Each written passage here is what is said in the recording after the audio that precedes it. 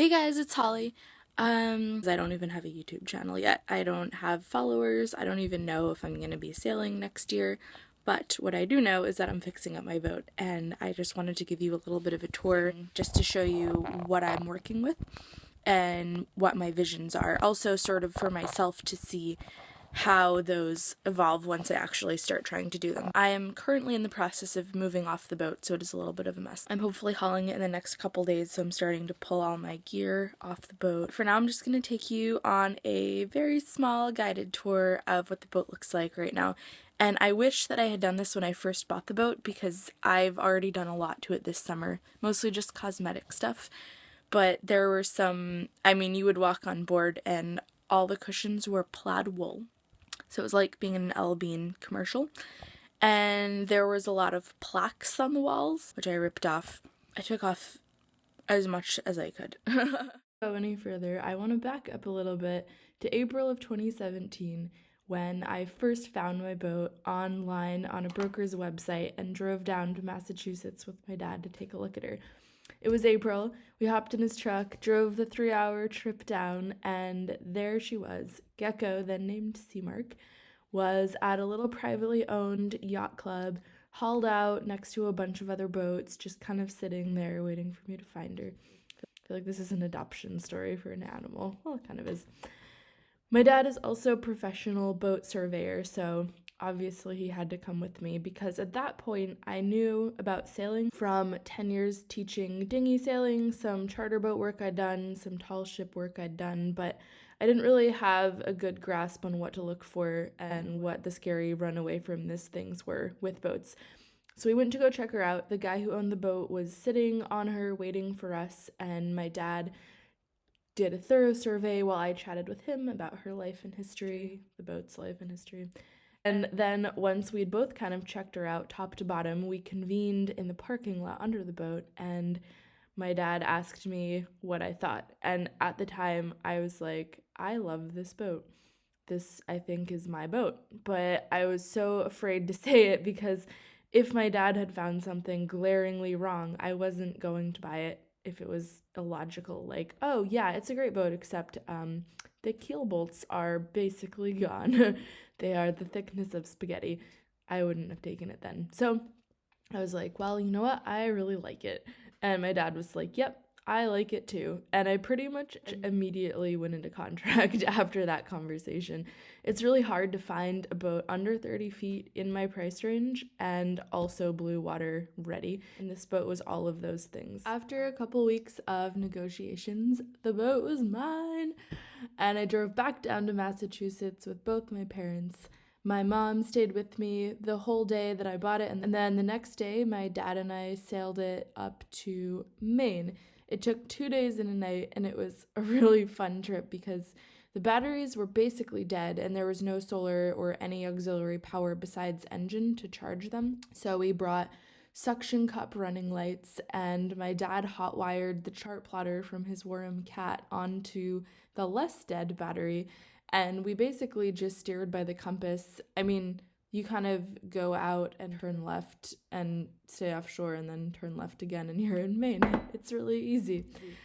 It was a beautiful night. We saw whales and stars. The weather was just gorgeous. We got in the next night, and then I had to decide. I had two options. I could haul my boat out and start working on it immediately, or I could leave it in the water for the summer and make a work list while I was living on it.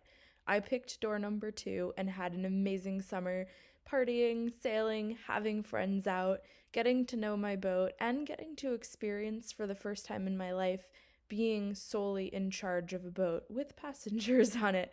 I've taught dinghy sailing for 10 years before, but there's nothing like taking friends out for an overnight trip on your own boat where you're ultimately responsible for their safety.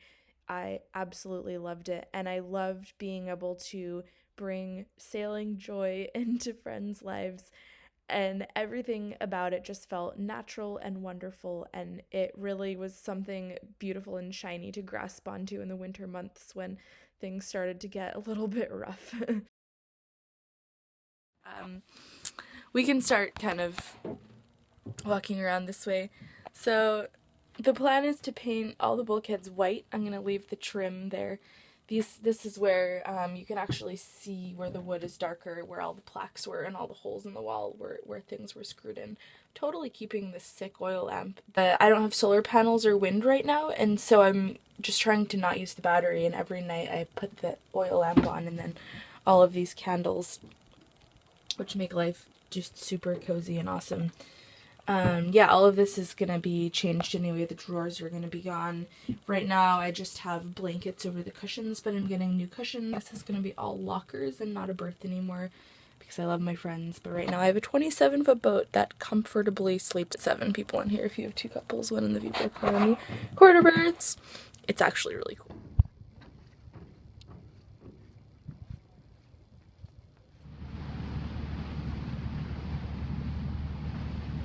Dad and I are on our way out in the whaler to my little boat to take it up to the launching ramp where it's going to be hauled on a truck, driven through the woods and parked by my dad's barn slash workshop where it's going to spend the remainder of its winter being worked on by me. It's kind of sad to see it being hauled out, but I'm also really excited about what is to come and all of the awesome repairs that I'm going to start doing on it hopefully really soon. One of the first things I did was build a frame for my boat to put a tarp over because it was due to be a really snowy winter and I wanted to keep all the elements off the boat. There was a power line running over my boat, so the cover had to be just below the power line because I wanted it to be as steep as possible so it would shed snow, but not touch the power line for obvious reasons. When my real work began, I quickly realized that boat lockers are not designed for human bodies to fit inside of them, and when you want to take stuff apart, you have to become very bendy and flexy in order to get anything accomplished. Up here, the sink is going to come out. This is actually a pretty dry locker. It seals really well, so I'm thinking that all the plumbing's gonna come out, and this is kind of gonna be my clothes storage area. The grand plan for the head area was to take the entire locker out, pull out the sink, take all the plumbing out, and then make a new bottom for the counter and pull the face of that locker forward by almost an entire foot. It was the first big taking things apart project that I did, and luckily it was really easy, so I felt very accomplished afterwards, and I had a false sense of how easy everything else was going to be. So right now I've taken out the sink from the head, which is permanently going to be gone, and taken off the counter. And what I want to do is to pull the face of this locker forward to say about here and make this into a ton of storage. I'm probably going to keep this whole drawer set up and this guy. But the locker face is putting up a little bit of a fight. And so I've moved on to another project. So what my goal is right now is to take this locker configuration and copy it and put it over here. This side is a pilot berth at the moment, and I want it to be a mirror image of the port side. So what I'm trying to do is to take off the locker face so I can use it to make a template, and also it's going to be a lot easier to add shelves into these lockers and change up the doors if it's off. But what I'm discovering is that it is very well held together, which is probably really good because it says a lot about the boat. But for me, right now, it's kind of unfortunate. Over here we have the V-berth. What I'm going to do is put the water tank in the center, and then I'm going to pull forward the end to here. Right now it's set up so that you can walk into it and have 2 separate berths if you want to, but honestly I'm never going to want to do that, so it's just going to be permanently a V-berth.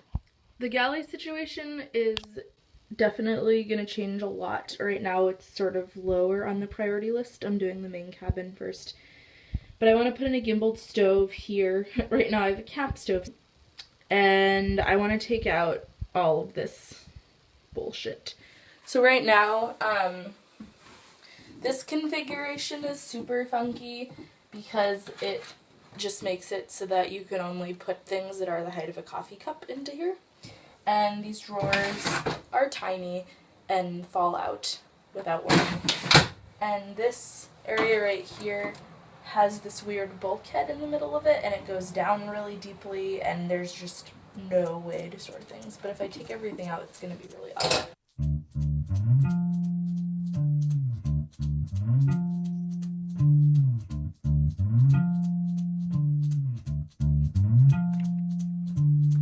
Here come old flat top, he come grooving up slowly. He got juju eyeball, he want holy roly. He got hair down to his knees. Got to be a joker, he just do what he please. Well, I just finished taking out all of the unwanted lockers and shelves. The last bit that we have here is the galley. What used to be terrible is now probably worse, but it's going to get better pretty soon. So if you want to take a good guided tour of everything that's torn out right now, we have galley area, totally torn apart. Over here, so I took those out. I'll put new shelves in there. I took the face off this locker so I can use it as a template for the other side, which is going to be a mirror image. And of course, adding shelves is a lot easier when you're not trying to fit them through a tiny locker door. So carbon copy of this guy on this side, which was once the pilot berth, is now going to be additional storage, I'm thinking, for dried goods and such. Which means that I still have to take off that shelf. Fuck. It never ends. He wear no shoe shine, he got toe jam football, he got monkey fingers, he shoot. Today I'm templating, which is a really cool way to make pretty accurate cutouts of oddly shaped things that follow the curvature of your hull or non-square boat bits. Basically, all you have to do is just cut a bunch of strips of cheap flimsy plywood, get a glue gun and a pencil, and build the shape of the piece you want inside the locker with little strips of plywood, just gluing them together. Once you have that, you pull the whole thing out, slap it on your marine grade plywood, trace the whole thing, cut it out, and you have a pretty close piece of what you need. I used this for all of my lockers because nothing is square, nothing is logical, and everything is bumpy, and you can get really nice curves even to allow for irregularities in the fiberglass.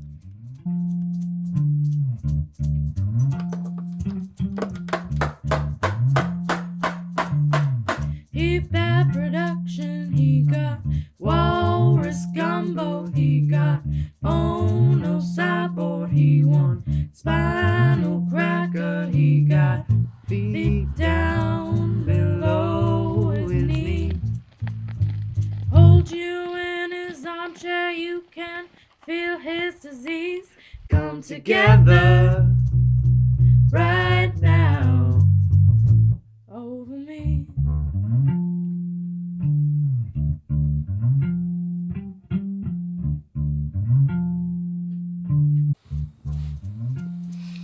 This is what I have to do in this weather to get my iPod to play. Take a mitten, put the iPod in the mitten. Now we take it over to the light. This is a light that gives off a lot of heat, so what I do is I balance this cardboard on top of my speaker and then put the iPod in the mitten, leaning up against the light so that it kind of infuses in and then it doesn't die. Just to turn my phone on to take this video, I had to put it down my shirt for 5 minutes. He roller coaster, he got early morning, he got muddy water, he want mojo filter, he said 1 and 1 and 1 is 3. Got to be good looking 'cause he's so hard to see. Come together right now over me.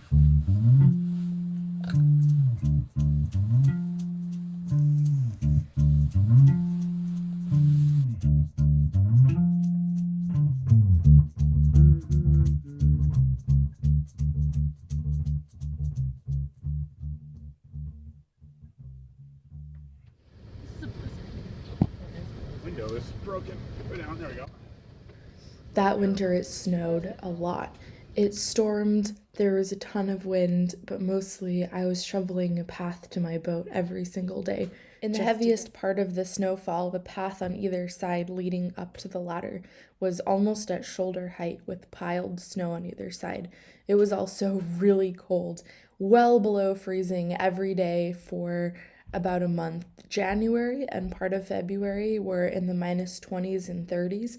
It was so cold that if you brought a beer outside and didn't drink it within 15 minutes, it would turn into a beer slushy. It was so cold that the junction of Fahrenheit and Celsius, which is minus 40 degrees, was approached, never met, but you could see it on the horizon. It's hard to be motivated when it's that cold to work on your boat, but one day I got a gift. Actually, it was for like 3 days, and the gift was above freezing weather. It was probably in the high 30s to low 40s, so I decided it was go time. So the next task that I've taken on is designing my galley. I didn't like the space that was there. It's a large space, but the way that everything was laid out just made it completely unusable. So I took out all the shelves, drawers, sliders, and I'm starting over with a hole. And I'm realizing that designing a new galley is actually pretty involved. So the first thing that I did was I assembled all of the things that I know I'm going to need in my galley. When I started doing this, I've never done anything like this before, and I was kind of daunted. I've never specifically studied galley design layout, and I was feeling like there was some special magical formula for how to make the perfect, but there isn't. There really isn't. It depends on what you want. So I found the best thing to do was to start by just assembling everything that I knew I was going to use in my galley. So that means pots, pans, dishes. I bought a bunch of dry food storage containers. I bought these super expensive $4 Tupperware containers that I'm going to custom build my boat around. Just think about cutlery, tea, spices, all the things that you know you want right there. And I put those into the space that I have to fill and started kind of pushing them around and like put your biggest pan in and see how wide it is and how much room you're going to need to have in that particular locker. So once I started doing that, it was a lot easier to visualize the space, and I was able to start slowly constructing out of cardboard. I just started by stacking the dry food containers and putting in a little cardboard bulkhead, and then that was that much less space that I had to deal with. And by just kind of doing that locker by locker, one thing at a time, I worked my way across the whole thing. It was actually surprisingly really fun. Cardboard is an awesome medium to use because there's a lot of it, it's free, and you can change it up really easily. So when I show you my galley design, you'll see that I've pulled pieces out and replaced other things and made things bigger and smaller. It's a really forgiving thing to use. You don't have to worry about wasting it or messing up. So I've been using a glue gun to glue the cardboard together and just get an idea. It's amazing how less daunting a task like this is when you just start doing it. And with cardboard, you don't have to worry about making a bad cut in an $80 piece of plywood. But check it out. I have finished doing the cardboard templates for my galley. So now I just have to put my stove in, and then I can start cutting stuff out of plywood. Oh yeah. Gonna put a homeless person to shame. Over here we have pots, pans, etc. I have designed this to be the minimum height for me to get my largest pot out of the door. This, and this are gonna be drawers. This one is designed to be the size of a tea box because I'm obsessed with tea. And these are just blank spaces up here that will be filled by something, I'm sure. Down here I have the dish pit, and here's just for tall things, because I'm sure I'll have them. And down here is where my gimbal stove is gonna go. I am probably going to have to take out some or all of this bulkhead right here so that the gimbal can swing back, but I'm not sure how much of it yet. The other thing about cardboard templates, which you'll definitely notice by looking at mine, is that they do not have to be beautiful. Their purpose is not to be a template for you cutting out your plywood. Their purpose is to give you sort of a better visual on what you actually want. It's so much easier to start designing something if you can work in a three-dimensional medium, because the cardboard isn't as thick as the plywood that I'm going to be cutting out. It's definitely all sorts of creased and falling over and not precise at all.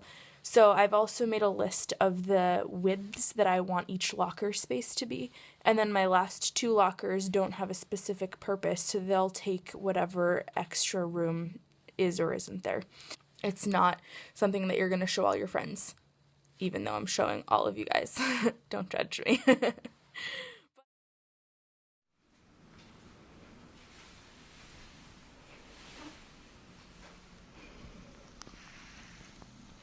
Wow, I did not expect myself to have that much footage.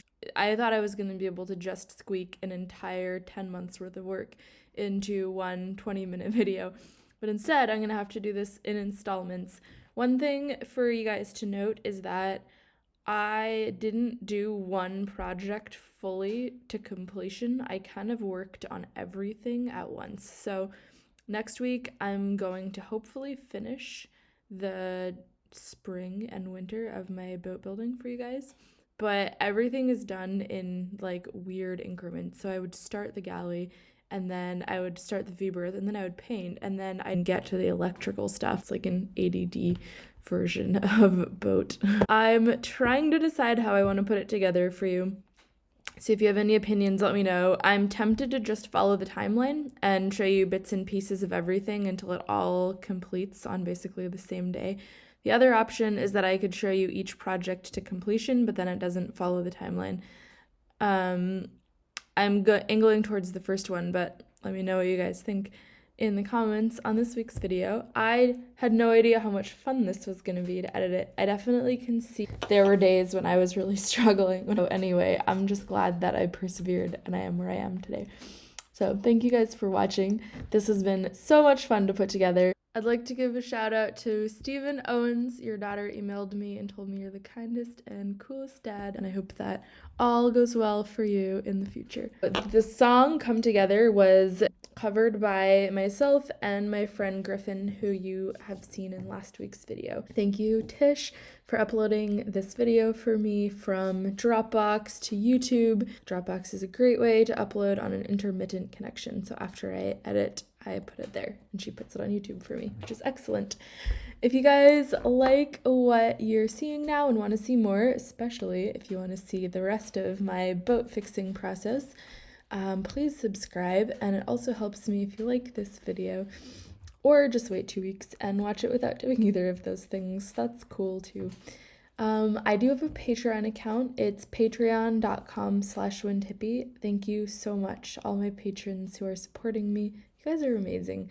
It's still hard for me to believe sometimes that that's a real thing. I also have an Instagram account, instagram.com/boatlizard. If you want to follow me in there, I post a couple times a week and try to do fun stories and stuff. I will see you guys next week with the remainder of my fixing up the boat video. I'm having so much fun with this that I actually have finished this video on Wednesday, and normally I finish it on Sunday night because I'm a procrastinator. So I will see you guys in 2 weeks. For those of you who stuck around until the very end, here's a video of my parents' cat jumping into my laundry basket. If you don't like cats, I suggest you stop watching now and go reevaluate your life decisions. P.S. This is not a hate post about dogs. I love all animals equally, so I guess you could change that to if you don't like animals, you should probably reevaluate your life decisions.